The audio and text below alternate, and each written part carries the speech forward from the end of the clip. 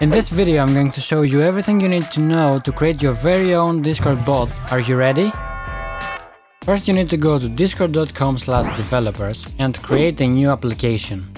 And also name it whatever you want. If you agree to the TOS and privacy policy of Discord, click the check mark and hit create. Then you can choose a cool profile picture, like I don't know, this one.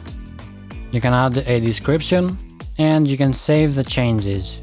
For now, that's gonna be all. Next, you need to download and install Node.js by just downloading it and installing it like a regular application. I've already done it, so I'm not gonna do it again. You need to create a new folder to put your bot in, name it whatever you want, for example, your bot. You also need a text editor to code your bot in. I'm going to use Visual Studio Code. You should be able to right-click, show more options and open with code. If you don't see that option, you can just open VS Code and then File, Open Folder, go to your folder and find it over here. Next, you need to create a file and name it main.js. This is going to be the main file of the bot. You're going to need to open a terminal by going to Terminal, New Terminal, and writing npm init. Then the package name is the same, you can just press enter. Version 1.0, description, you can add the description, the best Discord bot, for example. Entry point main.js, you just press enter. Test command, we don't have one. Git repository, no. And no keywords. Author, you can put your name. License, it doesn't matter. Okay. And you made a package.json, which is going to be needed. Next, you npm install discord.js, hit enter. You also need to write npm install wrangler save dev. This is going to allow us to deploy to Cloudflare Cloud Functions or workers. Now that it's done, we are going to need another file that's going to be config.js. And here we're going to put the authentication key. I'm not going to put it in yet, but I'll show you where you can find this. So in your Discord developer portal, you need to go to bot and then token and click reset token. And then it's going to show you your token. You're gonna copy it and then you can head over to VS Code and paste it in here. And then we need to bring the config.js into our main file. This is done by writing const, the name of the variable we put here, that is token, equals require config.js. And now we have access to the token. We can test this out by console.logging the token and then running node main.js config.json, and this needs to be in quotation marks, this needs to be JSON. And you get the key, which is the correct thing to do. Also, don't console log your token, that's just for testing purposes. You're also going to need to import discord.js, but not everything from it. You need to import a few things: the client, the events, and the gateway intents. Equals require discord.js. And you can swap these around, although the former is better, I think. To actually make the bot, you need to create a client, equals a new client. And here you put the intents of the bot, which is what data you want the bot to have access to.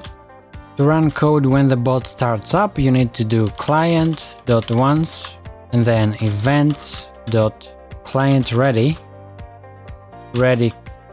client, a lambda function, console.log, whatever you want to log, successfully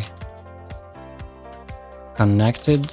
Then you can do client.login with the token to actually log in, because here it's not actually logged in yet. So if you run this, your bot should be online, but you're not going to know this yet because you don't have your bot in any servers. That's why you need to go to the Discord developer portal again, go to OAuth, and for now you can use administrator privileges, bot, administrator, and then you can copy the link.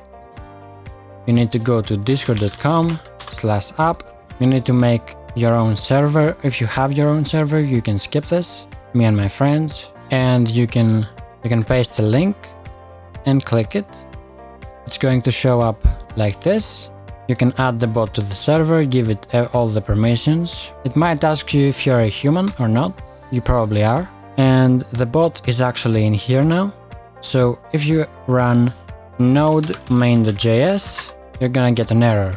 Okay, so it's not gateway intent, it's gateway intent bits, and so you don't need this. And it's gateway intent bits.guilds, not gateway intents.guilds. Okay, so if you save this, it should run. And I also updated my Node.js version because it was too old and it wasn't running. And now the bot is running. But it doesn't actually do anything right now. That's where events come into play. Events are actions that happen in the server. To listen to an event, you need to write client.on, and then you need the event name. For this example, I'm going to do the role create event, and then you can do a lambda with the event data. In this case, I think the role should be passed in, and then write the lambda console.log role.name.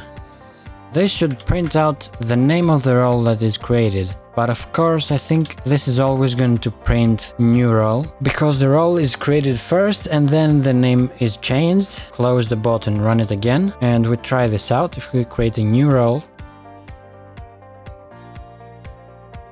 and then change the name to whatever, go back to VS Code, it's going to display new role even though we changed the name. I think you can change this to role update. And it should work, right? Node.js. So if I change the name, yeah, this prints out the old role name. You can also do things like delete the role, but not like this. You need to do role.delete. You need to call it. And then if you stop the bot and run it again, and you change the role name, it should delete the role. You can do this for anything, and you can find this at discordjs.guide. Here you can find all the events and all the ways you can listen to them, and there is more features you can use. To change the activity, all you need to do is write readyclient.user.setActivity, then whatever you want the second part of the activity to be, for example, do JavaScript, and then you need also an object with type and the activity type dot streaming, for example. And if you run the bot and you go to your server, it's gonna take a little bit of time to update. Playing to JavaScript, I guess the bot can't be streaming, that's like one thing. But if you do listening, it should work. Listening to JavaScript. So thank you for watching and stay safe.